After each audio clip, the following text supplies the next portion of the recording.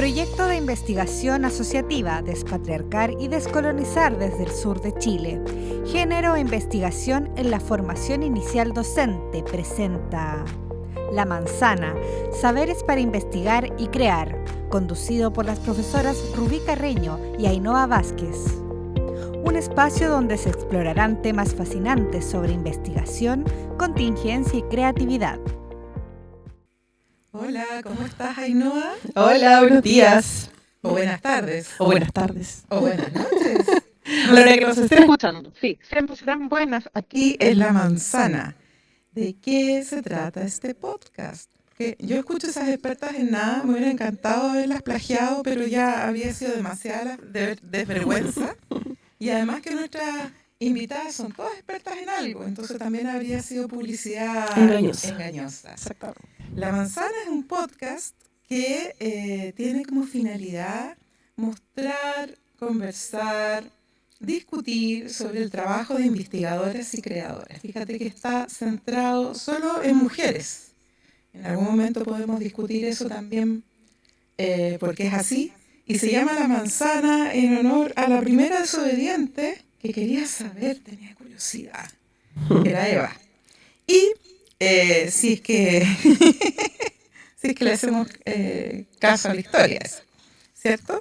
Y bueno, este es un podcast de un proyecto anillo que se llama Despatriarcar y Descolonizar desde el sur. De hecho, estamos aquí en la gloriosa Universidad Austral, que pese a todos los embates económicos, sigue haciendo magníficas investigaciones. Todos los colegas que trabajan acá son tan creativos, tan aportadores, que ojalá esto se solucione de la mejor manera posible sin que la Austral pierda su carácter y su condición. Pero pasemos a nuestra súper invitada del día de hoy. Nuestra súper invitada del día de hoy.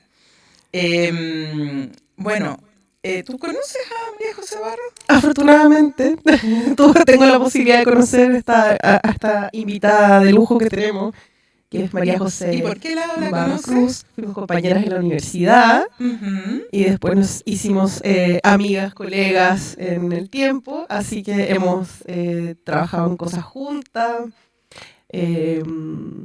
Hemos viajado juntas, nos pasado muy bien también, así que y pues la chimba de vida académica, poder trabajar con las personas que uno quiere y admira, que es el caso de María José. Ella ha publicado muchísimos artículos académicos y también libros, y sus áreas de investigación, para las personas que nos escuchan, están muy vinculadas con nuestro anillo, porque si bien es cierto, se inicia desde la poesía, llegaba a la música, a lo descolonial, ¿cierto?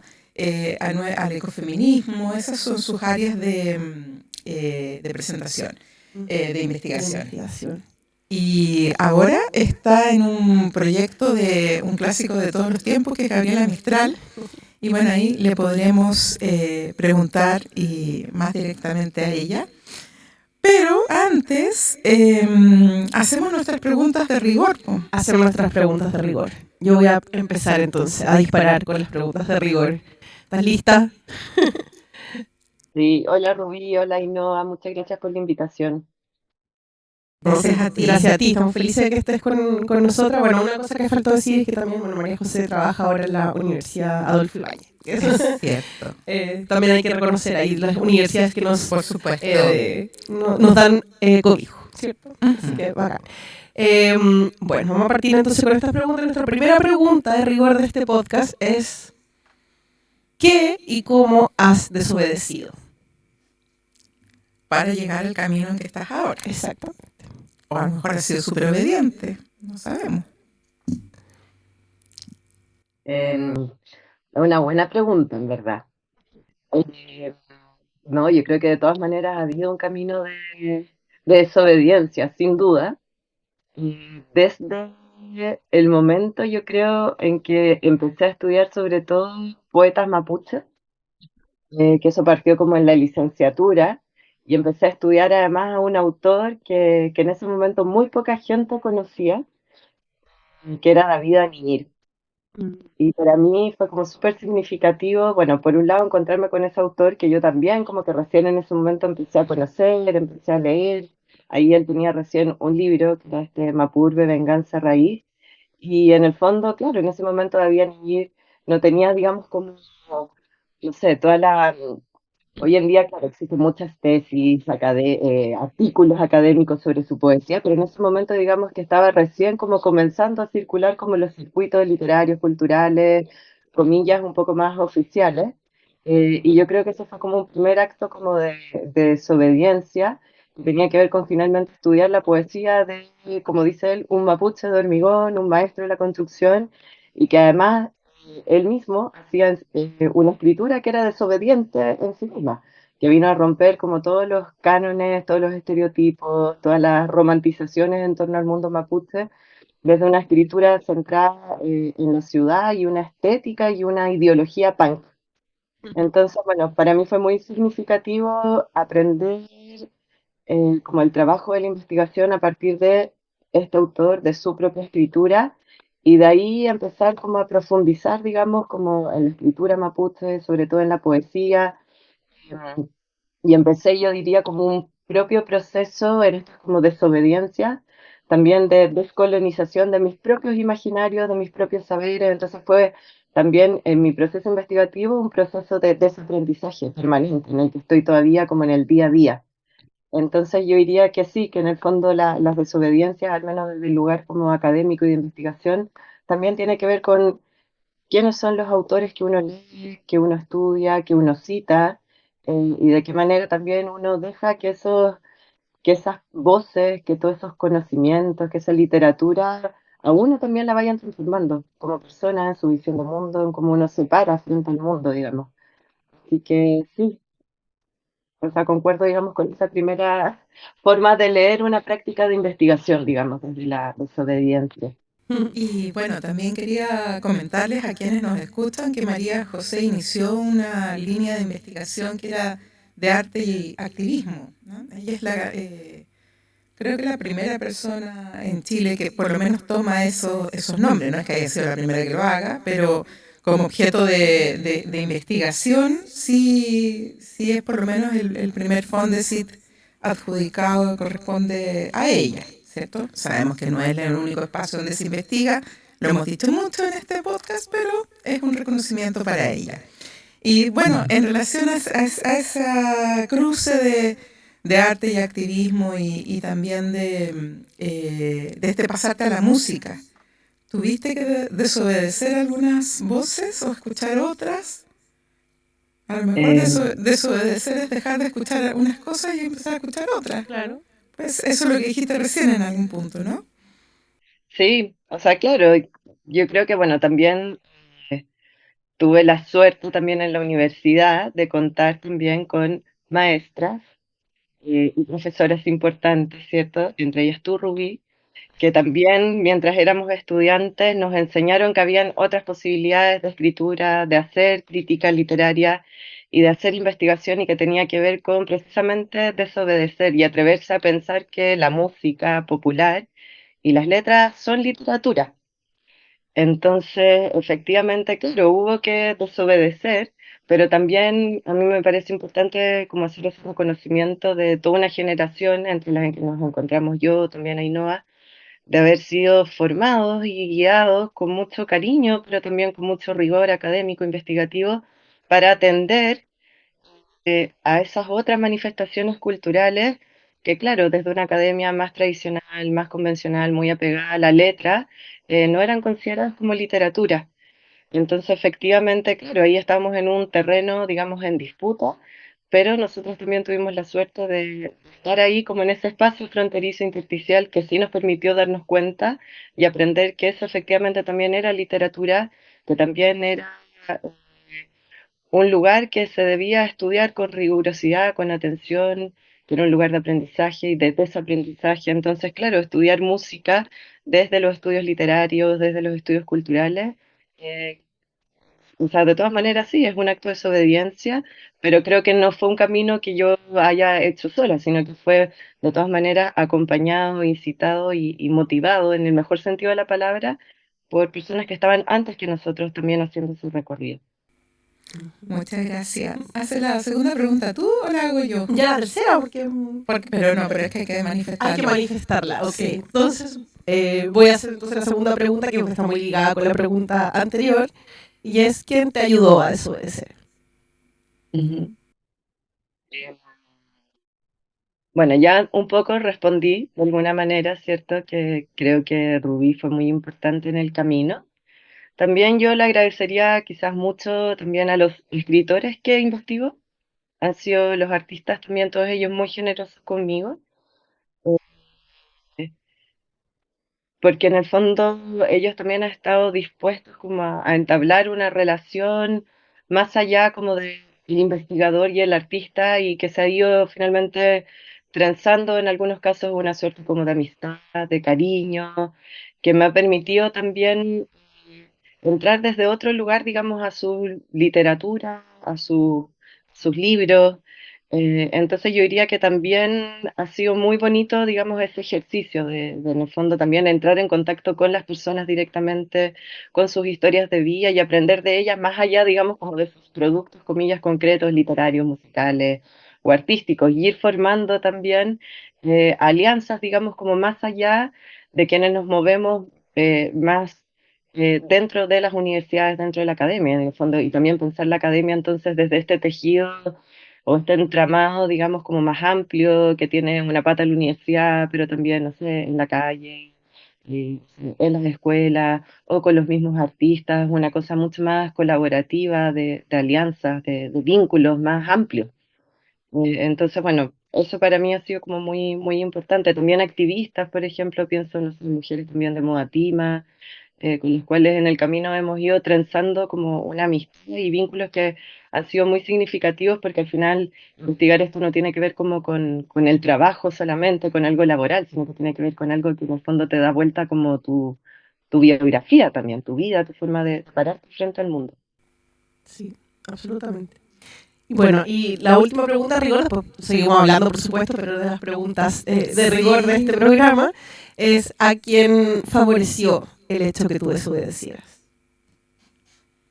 Em, Yo creo que indirectamente, bueno, muchas personas quizás no hemos visto como, no sé si es beneficiadas la palabra, pero bueno, enriquecidas de una otra manera, partiendo por mí misma, que son una respuesta un poco narcisa, pero de todas maneras esto a mí me ha hecho ser más libre y eso me hace muy feliz. A mi familia también, obviamente, desde, no sé, mi esposo Francisco, todas las cosas que nos nutren, que conversamos y que los dos nos liberamos como estando cerca, digamos, de este mundo que desde lugares y disciplinas muy distintas nos interesan y nos mueven, como en nuestra vida. A mis hijos, obviamente, también, como en la educación que yo les puedo transmitir, en lo que yo quiero que ellos aprendan, conozcan, pero también mis estudiantes, de todas maneras. Así que no sé, yo creo que es como una cadena, digamos, como de,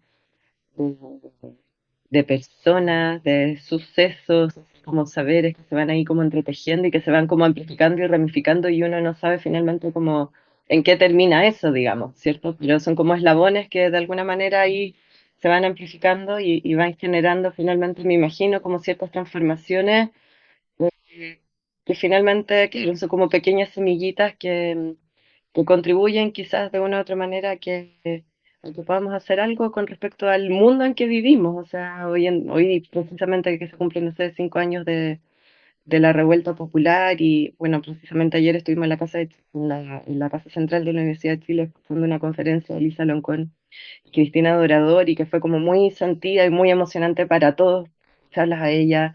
Lo maravilloso por un lado y esperanzador que fue para ellas vivir ese proceso tan en un lugar protagónico, pero también tan duro porque fueron tan vilipendiadas el día de hoy, perseguidas, ¿cierto?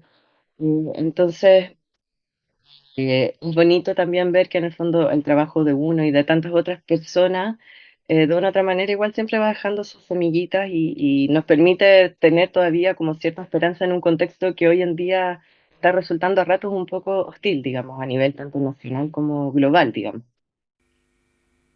Eso. Sí, bueno, ahora te agradecemos un montón por tus respuestas y vamos a ir un poco más a indagar sobre tu investigación en particular.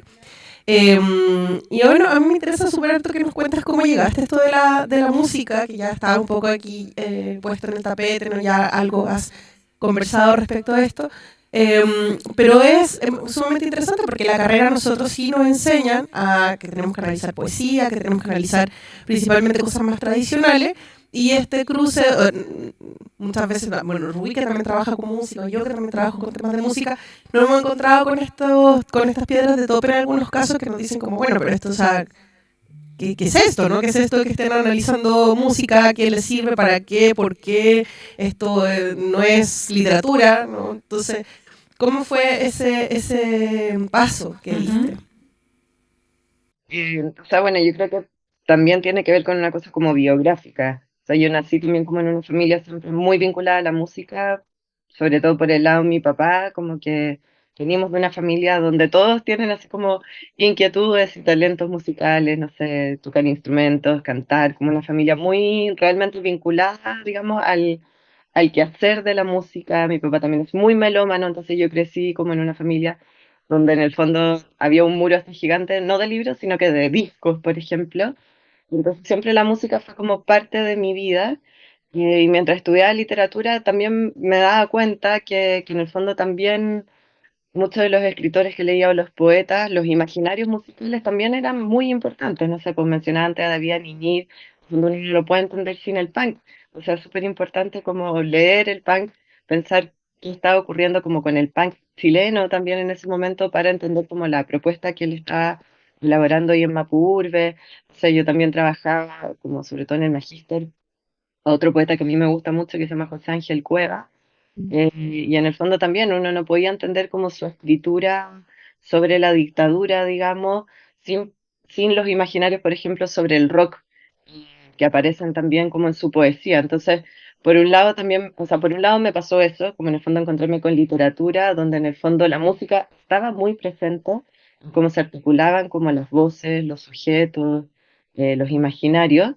Eh, y desde ahí también me pasó que, claro, que en el fondo para mí era como muy natural también pensar que los que cantaban, que los que hacían canciones y que esas letras también eran poesía. O sea, me parece que era como algo muy obvio, pero como dices tú, no, Ainhoa, no para todo el mundo lo es, ¿cierto? Pero bueno, yo creo que eso, que es como de un punto inicial, tiene que ver también con mi biografía y con mi inclinación permanente como a la música, digamos. Ujú.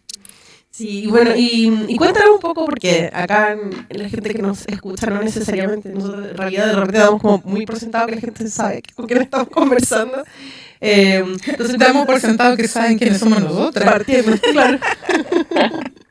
Entonces, de repente, bueno, si puedes contar también un poco aquí a la gente de lo que estás trabajando, cuáles son tus últimas investigaciones. Y a mí me gustaría también mencionar un libro de entrevistas sobre artistas que han trabajado el tema del agua. Si pudieras hablar de ese libro, maravilloso, porque también se ve como ellos tienen sus propias poéticas, metodologías, teorías respecto a la naturaleza, y ese libro es muy valioso porque se trata de artistas que son además teóricos.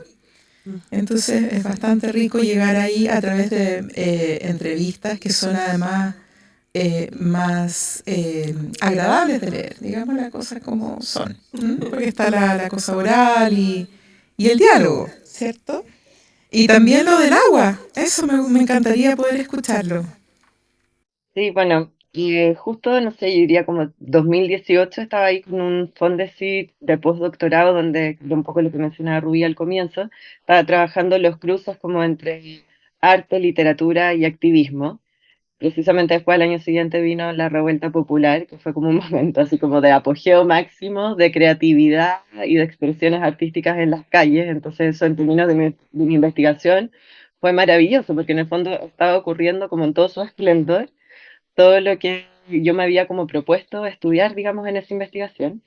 Y en ese marco, mientras estudiaba de qué manera en el fondo los artistas también hacían al mismo tiempo activismos en los territorios, en las calles, aliados con los movimientos sociales, me empezaron a aparecer muchas obras donde una de las temáticas como centrales y preocupaciones centrales tenía que ver precisamente con las aguas. me imagino que ustedes también se acordarán como en la época del estallido habían como muchos muros que decían aguas libres, devuelvan las aguas, eh, ríos libres, suelten las aguas, como en el fondo había una demanda ciudadana que estaba levantándose en clara como disputa con el modelo de gestión de aguas chileno, totalmente privatizado, neoliberalizado. Y era muy bonito ver también que se tenía un correlato, digamos, en los artistas, artistas que estaban pensando también cómo desde la plataforma del arte, la literatura y la música, también entrar en esa disputa.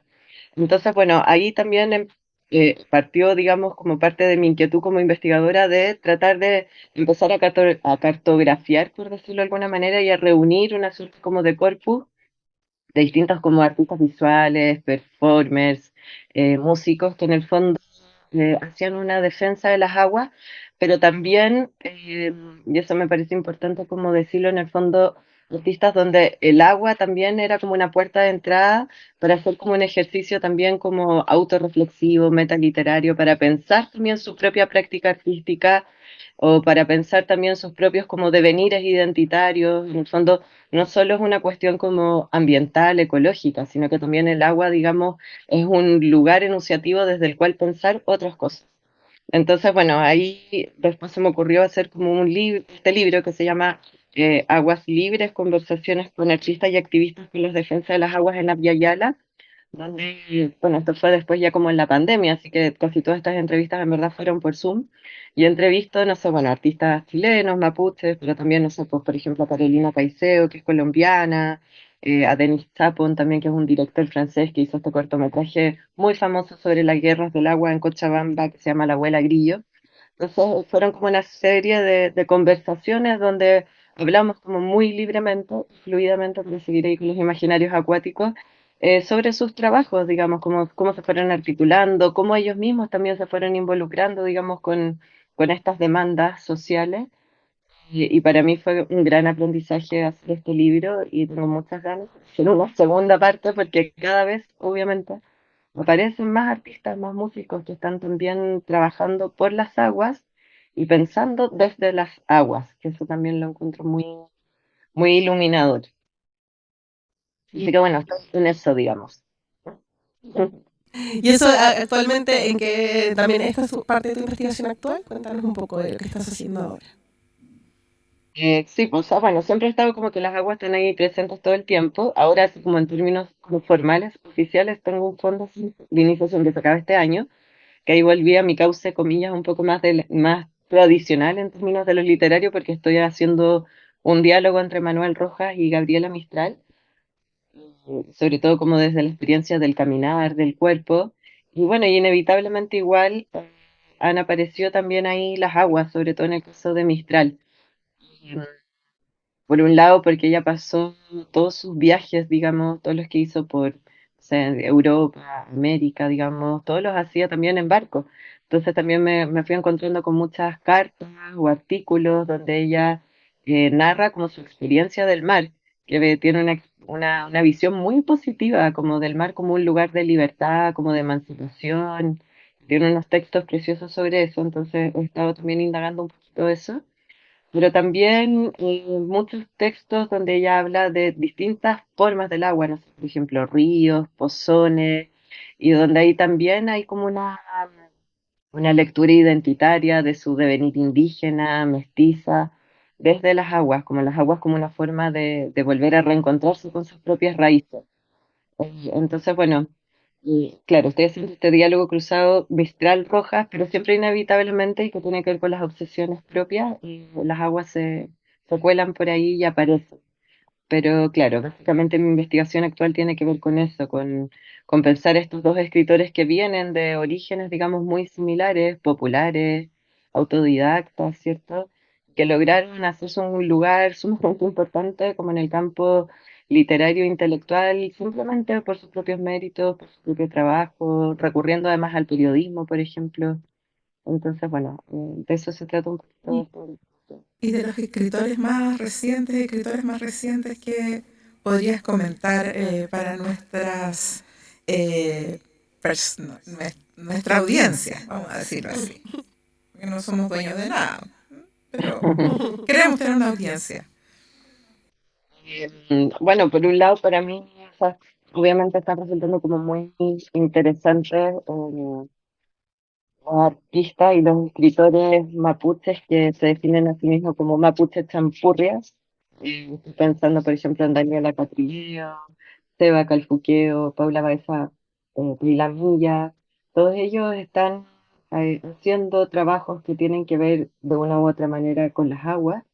Y para mí sus trabajos han sido como muy importantes, digamos, para también entender esto desde como otros lugares, digamos, enunciativos. Así que si tuviera que recomendar, digamos, como un grupo como de artistas que están trabajando esta temática, me parece muy importante mencionarlos a ellos. Y también, quizás más desde un registro audiovisual, también, por ejemplo, recomendaría mucho un documental que en verdad es como un video de instalación de Violeta Paus, que se llama Siluetas de Agua, y también de Patricia Domínguez, que ella trabaja con las vivas del agua, que se llama La balada de las sirenas secas, que también son artistas que han tratado de poner de relieve también como el lugar de las mujeres en la lucha y en la defensa de las aguas.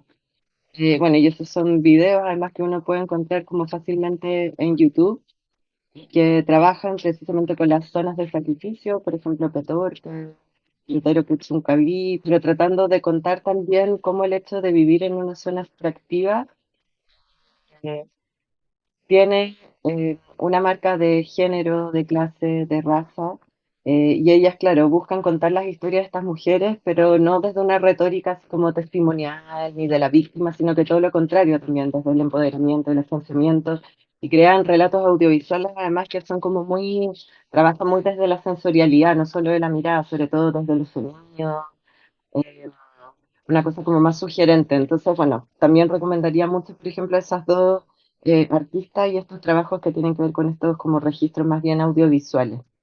Se me ocurre ahora, digamos. Bueno, también el Antillú para mí ha sido muy importante, pero son como canciones más antiguas, por ejemplo, Río Abajo, pero es de su disco Vengo, que ya, claro, tiene como 10 años. Pero ahora en el disco nuevo que sacó, que es de este año, que se llama Vida, también tiene ahí dos canciones que tienen que ver con las aguas, pero son como aguas desde una perspectiva, digamos, como más subjetiva, del placer, del goce. También está muy bueno ahí el ejercicio, además que coquetea con el reggaetón, bueno, como otra cosa, digamos, en su proyecto musical. Pero por mencionar algunos artistas, mencionaría eso. Gracias. Y como yendo, ¿y Andesa va a caer o no? ¿Cómo, perdón? Andesa va a caer. A propósito de ir un poco más atrás, pensar en Berta y Nicolasa Quintremán o en Adriana Paredes Pinda, ¿cierto? En ese poema maravilloso. ¿Cómo podríamos articular un diálogo entre estos artistas mapuches más recientes y alguien que está en completa vigencia, pero pertenece a otra generación como Adriana Paredes Pinda? Sí, o sea, bueno, ella y Roxana Miranda Rupailaz, Adriana Pérez Pinta y Roxana Miranda, yo creo que son voces como fundamentales para esta generación. Y claro, o sea, ellos lo dicen además explícitamente, la misma Daniela también siempre la hace como, creo cada vez que puede, menciona también a Adriana como un referente fundamental, sobre todo porque también fue una de las primeras en utilizar explícitamente y abiertamente la palabra champurria para definir su propia biografía y su propia práctica escritural. Entonces, yo creo que esas dos poetas han sembrado un camino que ha dado frutos muy valiosos y además son escritoras plenamente vigentes, o sea, siguen publicando, eh, siguen escribiendo, así que claramente ellas han marcado un camino y que claro, me parece que bueno que las mencionaste porque también lo que se está haciendo hoy desde estas generaciones, comillas, más jóvenes, emergentes, tiene que ver también con ese trabajo previo que inician estas escritoras y donde también las aguas fueron importantes en sus propias como proyectos literarios. En Adriana Paredes Pinto con este poemario Uy, que en el fondo es sobre el río Biobío y la represa Ralco, ¿cierto? Y todo lo que ocurrió con las comunidades del Alto Biobío. O, por ejemplo, Roxana Miranda con este libro Xumpal también, donde hace una reescritura de esta figura mitológica desde una perspectiva femenina, también desde las disidencias. Sin duda son como dos antecedentes muy, muy importantes. Bueno, te tenemos que agradecer un montón que hayas estado con nosotras. Yo quiero rescatar, bueno, de parte de tu investigación, algo súper importante que dijiste, que también es parte de la finalidad de este podcast, reconocer que estamos nosotros en nuestras investigaciones, ¿no? Que todas las investigaciones pasan por el cuerpo, pasan por nuestros intereses, por nuestras emociones, por nuestras ilusiones, por nuestro compromiso a nivel social también, y creo que eso lo has hecho en todas tus investigaciones, y también, bueno, me encantó que lo pusieras con tanto relieve hoy en el programa, así que muchas gracias por participar con nosotras, por contarnos tantas cosas que nos contaste, así que estamos felices de que hayas estado acá. Y además, bueno, si una investigación no la beneficia a uno, a una, no va a prosperar. Claro. O sea, es un secreto ya. Sí, si no da vida a uno misma, uno la va a dejar botada o se va a enfermar en el proceso. Tiene que beneficiarla a uno en primer lugar, luego a lo que uno estime como que es su familia, que puede ser biológica o no, puede ser la familia humana o la familia interespecie, y a la Tierra, ¿cierto? Uh-huh. Es como en círculos de conciencia que estos saberes se van expandiendo. Y como el atajo, yo siempre digo eso a los estudiantes y a las estudiantes, que si te beneficia a ti, va a beneficiar a la Tierra. Exacto. ¿Sí? Porque uno es parte, ¿cierto? Así que bueno, muchas gracias. No sé si quieres estar... Gracias por la conversación, la invitación, me parece como un espacio muy valioso. Y además encuentro muy bonito más que sea de mujeres. Que cuidemos también como estos espacios y estas alianzas entre nosotras. Así que me siento muy honrada por la invitación y muy agradecida. Y también quería decir algo, también porque damos algunas como... No sé, pues hay gente que puede estar en algún problema en su investigación o iniciándose. Decir también que María José es una de las investigadoras que ha leído y ha escrito con mucha profundidad sobre el ecofeminismo. Y como muchos de esos textos a veces están en inglés, es una muy buena manera leer sus artículos, que están escritos muy bien además. Sí, escribe increíble. Muy bien, muy accesible y bello, tiene belleza y también accesibilidad para las personas que quieran conocer de críticas y teóricas latinoamericanas, críticas y teóricas indígenas. Pueden llegar en una primera instancia a través de los artículos de María José, y los mismos artículos de María José está el mapa del presente, ¿cierto? Desde Tila Elab, Daniela Catrileo, Seba Calfuqué, o sea, si uno quisiera mirar lo que está sucediendo vitalmente y muy interesante en literatura, están los textos de María José Barros, que puede ser una mediación también para las personas que nos escuchan que son profesores y profesoras. Eso, así que infinitas gracias. Muchas gracias. Y valoramos mucho tu investigación y todo el tremendo trabajo que has hecho en estos frentes. Sí, estamos muy orgullosos de que hayas participado con nosotras. Sí. Muchas gracias. Infinitas gracias. Gracias. Y vamos a darle al auditorio, entonces a todas y a todos invitados, a quienes nos escuchan, a seguir también nuestras plataformas de este proyecto que se llama Despatriarcar y Decolonizar desde el sur de Chile, género e investigación en la formación inicial docente. Y nos pueden encontrar en Instagram como proyecto_GIFID y en YouTube como GIFID. Y una cosita, corre que yo te agarra, Nicanor Parra. Nosotras con María José tenemos un libro que es El cielo será como un río, y está en todas las bibliotecas de Chile. Es una antología de poesía desde esta perspectiva, por si es que a alguien le interesara conocer. Y también está el libro Ser Canta la Maravilla, que está en nuestra página, y también hay un artículo de María José y de muchas otras mujeres. Pueden entonces también revisar nuestra página web, donde van a encontrar todos estos detalles de las actividades, libros, publicaciones que tenemos, que hemos desarrollado como equipo, y nuestra página web es www.despatriarcaridescolonizar.cl, donde también vamos a tener algunos artículos de María José disponibles. Así que bueno, muchas gracias a quienes nos escuchan, y nos vemos en el próximo capítulo. Muchas gracias, adiós. Gracias. Proyecto de investigación asociativa Despatriarcar y Descolonizar desde el sur de Chile. Género e investigación en la formación inicial docente. Presentó La Manzana, Saberes para investigar y crear, conducido por las profesoras Rubí Carreño y Ainhoa Vázquez.